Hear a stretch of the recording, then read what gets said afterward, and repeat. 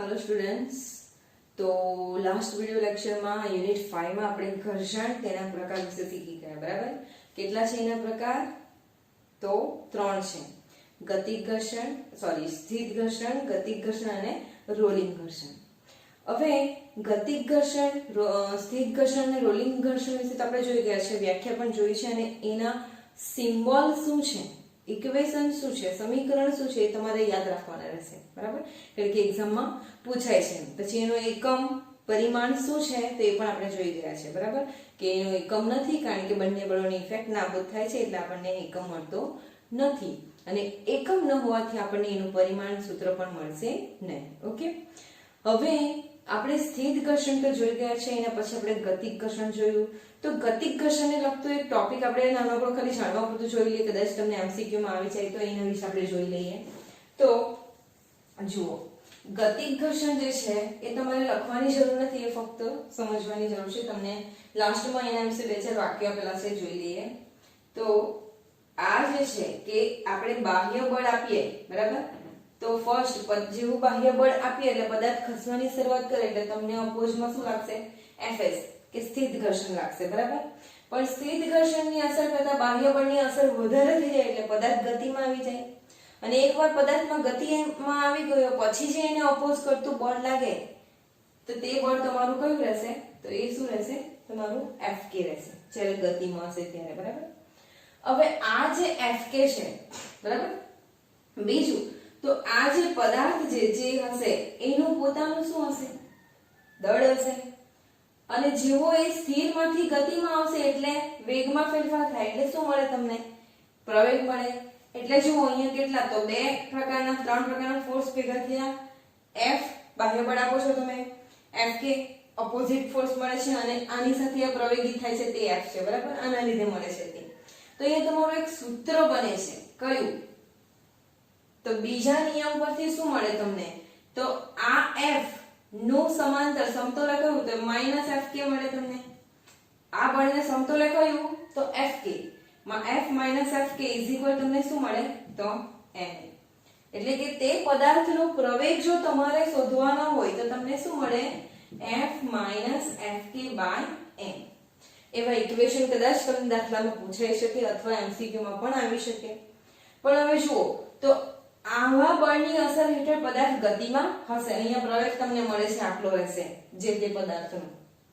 પણ હવે ધારો કે બાહ્ય બળ હવે આટલું પ્રવેગિત છે, પછી બાહ્ય બળ તમે શૂન્ય કરી દો, બાહ્ય બળ જે છે એ બરાબર 0 કરી દો તો તમને શું મળે? પ્રવેગ। તો તમને શું મળશે? -Fk/m। એનો મતલબ શું થાય?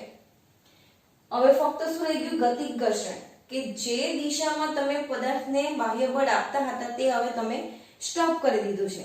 જે દિશામાં ધારો કે આ દિશામાં આપતા હતા હવે બાહ્ય બળ નથી આપતા તો એનું ઓપોઝિટ ફોર્સ કયું રહી ગયું? તો Fk રહી ગયું, કે એને રોકવાનું કામ કરે છે બરાબર, પ્લસ પદાર્થનું દળ રહી ગયું। તો દળ અને તે ઓપોઝિટ રોકતું છે એને, એટલે અમુક ડિસ્ટન્સ કાપીને પદાર્થ શું થઈ જશે? તો સ્ટોપ થઈ જશે એટલે તમને પ્રવેગ શું મળે? તો શૂન્ય થઈ જશે બરાબર। તો આ એક સમજવાની વાત છે, કદાચ તમને એમસીક્યુ માં આવી શકે। ખ્યાલ આવે છે? બીજું કે રોલિંગ ઘર્ષણ છે આપણે જોયું છે, એ રોલિંગ ઘર્ષણ પછી ના જે તમારા બુક્સમાં જે ટોપિક્સ છે એમાં ઘર્ષણના ફાયદા અને ગેરફાયદા એ તમારે જાતે જ કરવાના છે, કારણ કે એ એકદમ ઈઝી છે, તમે જાતે પણ લખી શકો છો। ઘર્ષણના ફાયદા અને ગેરફાયદા એ તમારે જાતે જ કરવાના છે। ઓકે, કદાચ એક્ઝામમાં તમે 2 માર્ક્સમાં પૂછાઈ શકે ફાયદા અને ગેરફાયદા જણાવો, તો એ તમારે જાતે જ તમારી રીતે લખવાના રહેશે। હવે આપણે આ ત્રણેય જે ટોપિક જોઈ ગયા, સ્થિત ઘર્ષણ, ગતિક ઘર્ષણ અને રોલિંગ ઘર્ષણ, એ ત્રણેય પરથી દાખલા જોવાના છે। તો આપણે અત્યારે ઉદાહરણનો દાખલો નંબર જે જોઈએ છે, દાખલો નંબર કયો છે આપણે જોઈ લઈએ, તે પ્રમાણે આગળ વધીએ બરાબર। તો ઉદાહરણ જોઈએ છે અત્યારે।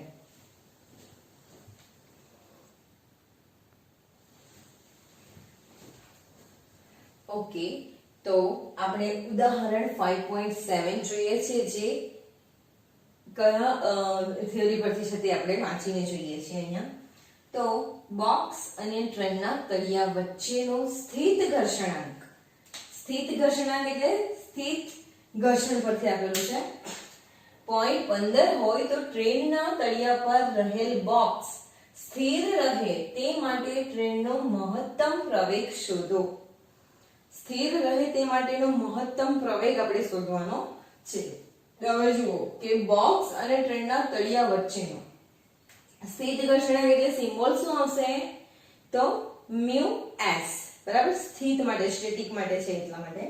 તો એની આકૃતિ આપણે જોઈ લઈએ. તો આકૃતિ તો આપણે એઝ ઇટ ઇઝ બંનેમાં સરખી જ જોતા હતા કે આ સપોઝ ટ્રેન છે, ટ્રેનનું તળિયું છે અને એના પર એક બોક્સ મૂકેલું છે, બરાબર? તો એ બોક્સ સ્થિર રહે તે માટે ટ્રેનનો મહત્તમ પ્રવેગ, આપણે ટ્રેનનો મહત્તમ પ્રવેગ ટ્રેન માટે છે, બરાબર, શોધવાનો છે. તો આપણે અહીંયા જોઈ લઈએ સ્થિત ઘર્ષણાંક ટ્રેનના તળિયા વચ્ચેનો હોય તો બોક્સ અને ટ્રેનના તળિયા વચ્ચેનો સ્થિત ઘર્ષણાંક એટલે અહીંયા જે હશે મ્યુ એસ એ કેટલો છે તમને આપેલો 0.15 આપેલો છે. મ્યુ એસ વચ્ચે જે લાગે છે તે, બરાબર? આમ fs હોય પણ ડાયરેક્ટલી આપણે સબ્જેક્ટ કરીને આપણે શીખી જ ગયા છે મ્યુ એસ બરાબર 0.15 છે, બરાબર? તો આપણે અહીંયા લખી દઈએ આ બોક્સ અને આ છે ટ્રેનનું તળિયું, તે વચ્ચેનો મ્યુ એસ છે, બરાબર? તો મ્યુ એસ બરાબર 0.15 તમને આપેલું છે. બીજું કંઈક આપેલું છે તો ટ્રેનના તળિયે ભરેલું બોક્સ પણ ના, એટલે પ્રવેગ આપણે શોધવાનો છે. મહત્તમ પ્રવેગ એટલે એ મેક્સિમમ આપણે શોધવાનો છે. તો કેવી રીતે શોધશું હવે? બરાબર? તો અહીંયા સ્થિત ઘર્ષણાંક આપેલો છે એટલે એક ઇક્વેશન આપણી પાસે હોય કે Fs μs n, બરાબર? બોક્સ અને ટ્રેનના તળિયા વચ્ચેનો સ્થિત ઘર્ષણાંક આટલો હોય અને ટ્રેનના તળિયે પર રહેલ બોક્સ સ્થિર રહે તે માટે ટ્રેનનો મહત્તમ પ્રવેગ શોધવાનો છે. હવે ટ્રેનનો મહત્તમ પ્રવેગ, તો પ્રવેગ શોધવાનો છે તો તેના માટે આપણે કયું ઇક્વેશન યુઝ કરી શકીએ? તો ન્યૂટનની ગતિનો બીજો નિયમ, બરાબર? હવે ન્યૂટનની ગતિનો બીજો નિયમ તો F તમે આપશો ટ્રેન માટે છે, બરાબર? F તમે આપશો જે દિશામાં જશે તે દિશામાં તમારું બોક્સ પણ જશે, કારણ કે ટ્રેનના તળિયા પર છે. શીખી ગયા છે આપણે. આ ટ્રેન છે એના પર બોક્સ મૂકશે તો ટ્રેન જે દિશામાં જશે એ દિશામાં જશે, બરાબર? પણ ફક્ત બોક્સ એના પર પડી રહે, સ્થિર રહી શકે એના માટેનો ટ્રેનનો પ્રવેગ આપણે શોધવાનો છે. તો અહીં બોક્સ અને ટ્રેનના તળિયા વચ્ચેનો જે ટ્રેનને જે બળ લાગે છે એ સ્થિતિની રીતે આપણે લેશું, બરાબર? તો ન્યૂટનની ગતિના બીજા નિયમ પ્રમાણે શું લેશું? તો બોક્સ પર જે ઘર્ષણ લાગે છે તે μs લાગે છે, બરાબર? તો fs લાગે છે તો fs ની રીતે આપણે લેશું કે fs બરાબર ma. આમ f બરાબર કયું બળ લાગે છે? તો ઘર્ષણ બળ જ લાગે છે. તો fs બરાબર ma, ઇક્વેશન નંબર 1 આના ફોર્મમાં આપણે લેવાનું છે, અહીંયા યાદ રાખજો, બરાબર? બીજું, સ્થિત ઘર્ષણ પરથી આપણી પાસે હોય છે ઇક્વેશન fs શું છે? તો μs n, ઇક્વેશન નંબર 2. હવે સિમ્પલ તમારી પાસે આ ઇક્વેશન આવી ગયું છે. આપણે પ્રવેગ શોધવાનો છે એટલે F ma કરવાનો છે, બરાબર? F ma. હવે અહીંયા F ma આપણે જે લેવાનો છે તે F તમને પ્રવેગ માટે બળ લાગે છે તે બળને આપણે Fs ની રીતે લેવાનું છે, ઓકે? કારણ કે એને સ્થિર રાખવાનું છે, બોક્સને સ્થિર રાખવા માટે સ્થિત ઘર્ષણાંક હોય છે, બરાબર? તો Fs μs n, બંનેને તમે સરખાવો તો સમીકરણ 1 અને 2 પરથી ma શું થશે? μs n, કારણ કે Fs તમારું શું થઈ જશે? કેન્સલ થઈ જશે. તો આપણે શોધવાનું શું છે? ટ્રેનનો મહત્તમ પ્રવેગ એ મેક્સિમમ. તો ટ્રેનનો મહત્તમ પ્રવેગ એ મેક્સિમમ બરાબર. તો આપણે અહીંયા લખી શકીએ fs મેક્સિમમ પણ લખી શકીએ, બરાબર? પણ ઓલરેડી કેન્સલ થવાનું છે. તો a મેક્સિમમ બરાબર શું થશે? તો μs n / m, equation number 3 આપો. ચાલો થઈ ગયું. હવે આપણી પાસે m દળ જેવું તો કંઈ આપેલું નથી, ફક્ત મ્યુએસ આપેલો છે. બીજું છે n, તો n ક્યાંથી લાવશું? તો થિયરીમાં આપણે શું શીખ્યા કે જો બોક્સ હોય તમારી પાસે તો નીચે એને શું લાગતું હોય હંમેશા mg એટલે કે ગુરુત્વાકર્ષણ લાગતું હોય. તો એનું ઓપોઝિટ બળ આને બેલેન્સ કરતું બળ કયું? તો n હોય. બરાબર, અહીંયા ફક્ત આપણે ગુરુત્વાકર્ષણ લેતા હતું પણ એનું દળ પણ હવે આપણે લેવાનું છે. તો ઉપર m છે તો તમારું n બરાબર શું થશે? તો n બરાબર mg થશે. બરાબર, અહીંયા n બરાબર શું થશે? mg.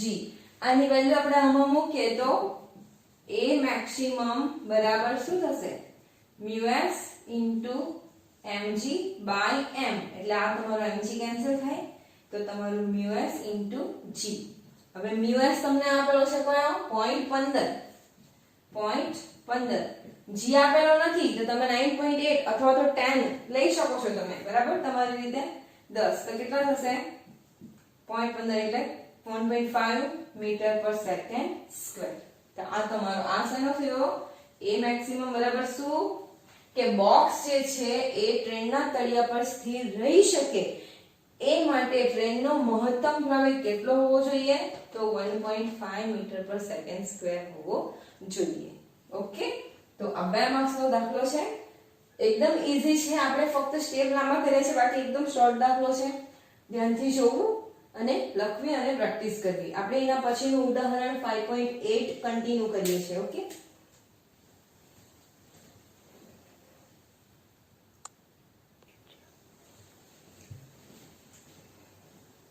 હેલો સ્ટુડન્ટ્સ, તો આપણે અહીંયા એક મિનિટ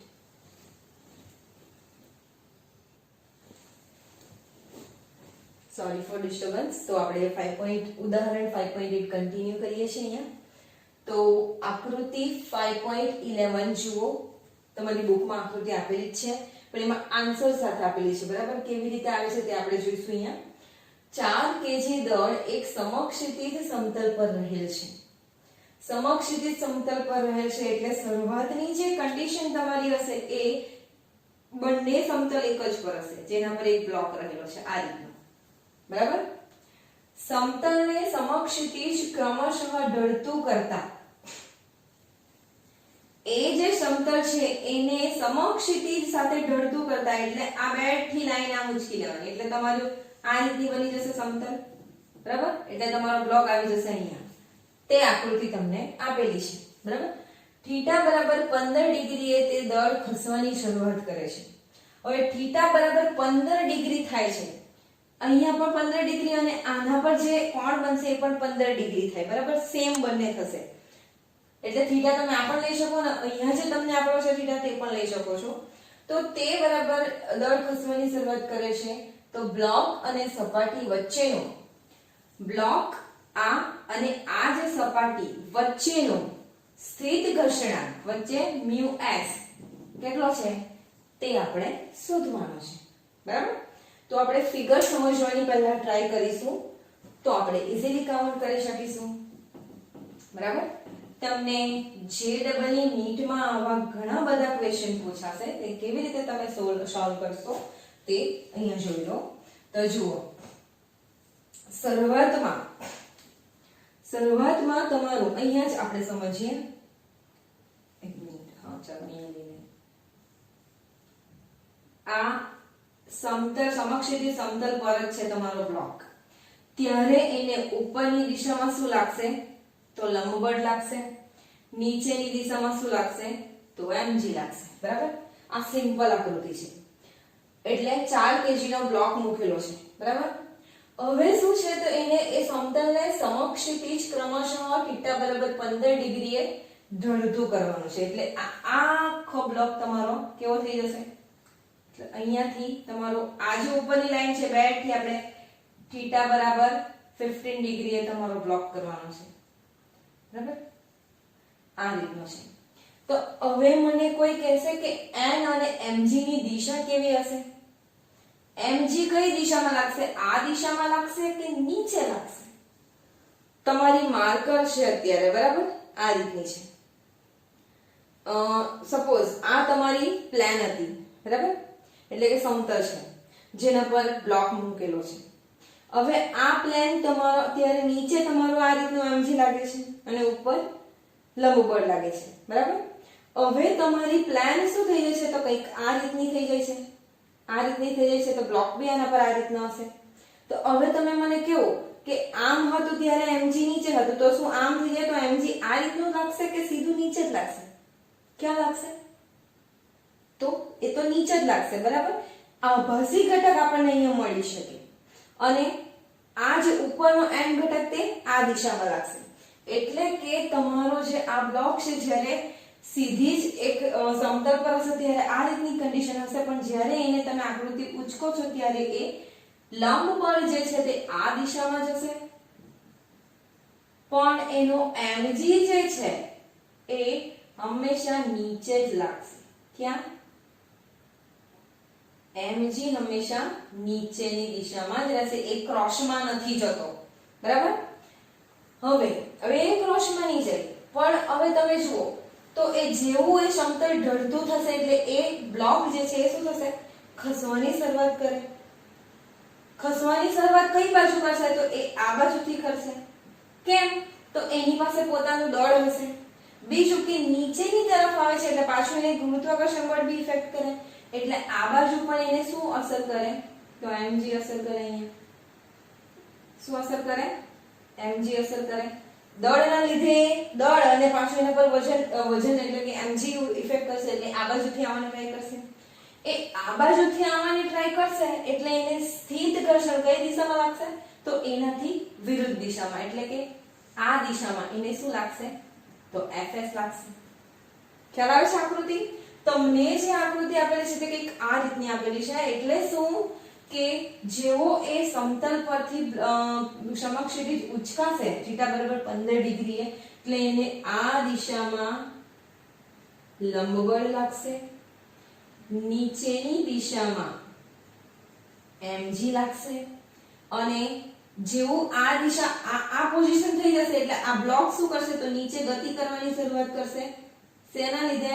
તો દળ છે અને આ બાજુથી બી એને mg ની ઇફેક્ટ થાય છે. જો mg ની ઇફેક્ટ, બરાબર. તો જે દિશામાં જશે એનાથી વિરુદ્ધ એને ઘર્ષણ લાગશે.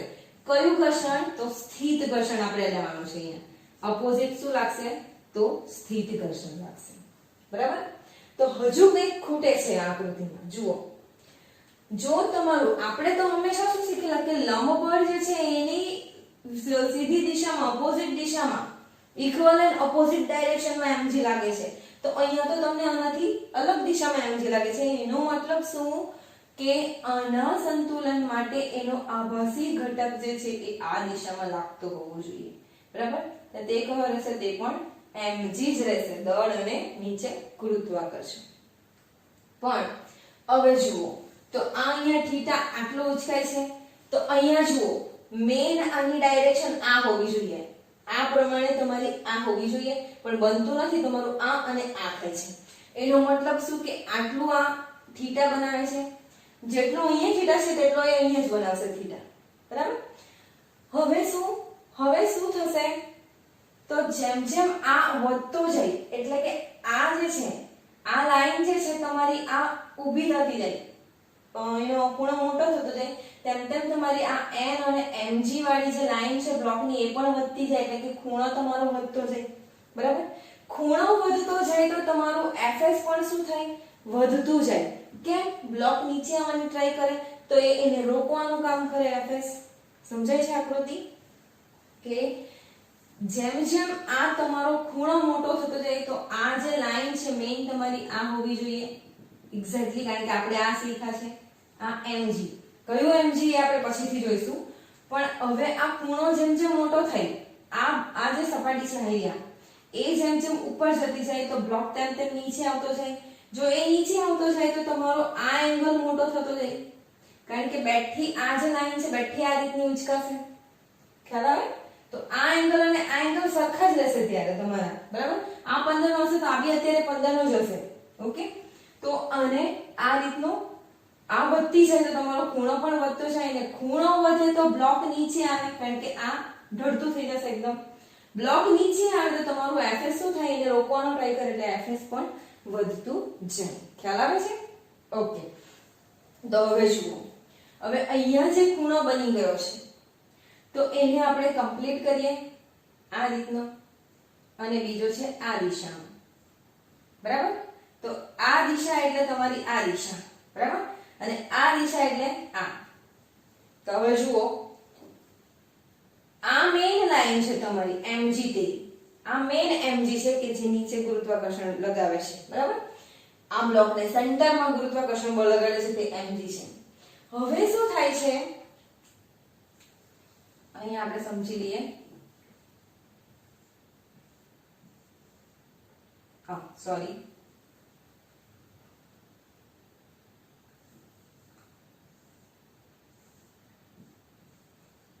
સેન્ટરમાં નીચે એકદમ mg લાગશે, જે દિશામાં n હશે તે દિશામાં પણ mg હશે, પણ કયું mg તે આપણે જોઈએ. આ દિશામાં ગતિ કરે છે તે mg છે, બરાબર, અને આ દિશામાં જે છે એ ઓપોઝિટ તમને fs લાગે છે, બરાબર? આ તમારી આકૃતિ છે. હવે આપણે ડિસ્કસ કરી ગયા તેમ કે જો આ ખૂણો વધતો જાય તો fs પણ શું થાય?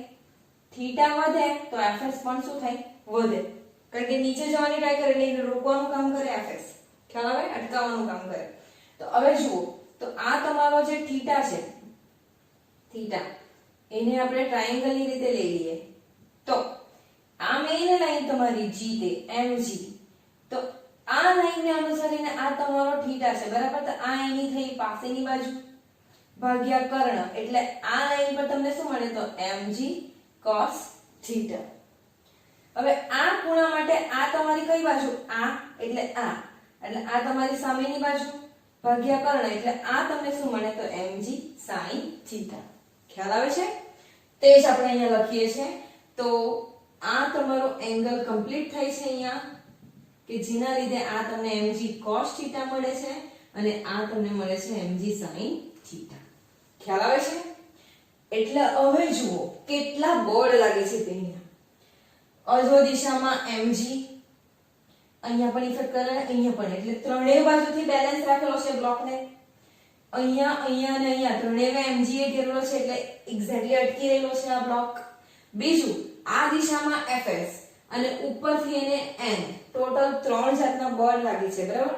એ ત્રણેય બળોની અસર હેઠળ બ્લોક સંતુલનમાં હશે, એટલે ગબડી જતો નથી, ગતિ કરતો નથી, બરાબર?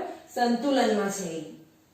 તો એને આ દિશામાં fs, ઉપરની દિશામાં n અને નીચેની દિશામાં mg, જે એને આ બાજુ અને આ બાજુ બંને બાજુ થી એને બળ પૂરું પાડે છે, એટલે આ બળ અને આ બળની અસર હેઠળ આ બ્લોક સંતુલન અવસ્થામાં હશે. ખ્યાલ આવ્યો છે? તો હવે આકૃતિ પરથી જ આપણે આખો દાખલો ગણવાનો છે, કારણ કે આ થીટા અને આ થીટામાં કોઈ ફેર નહીં આવશે. આ જેટલું વધશે તેટલું આ વધશે, સેમ જ વધશે, બરાબર? તો આપણે હવે આકૃતિ પરથી લખીશું.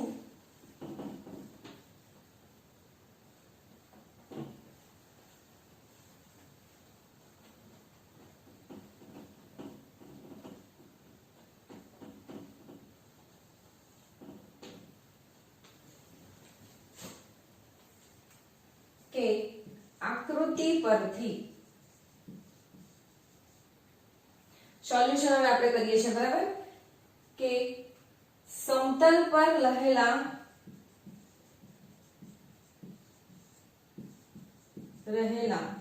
m દળના પદાર્થ પર, m દળ આપણું છે, બરાબર? m દળ એટલે કેટલું દળ આપણું? તો 4 kg છે. m દળના પદાર્થ પર પહેલું કયું બળ લાગે છે? પદાર્થ પર, પાછું એ કન્ફ્યુઝન થશે તમને. પહેલું જે છે, તો આપણે ઉર્ધ્વ દિશામાં એને કયું બળ લાગે છે? તો લંબ બળ, એટલે સમતલ ના લીધે ઉર્ધ્વ દિશામાં n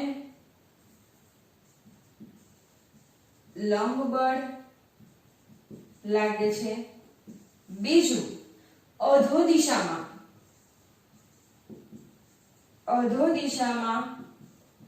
વજનના કારણે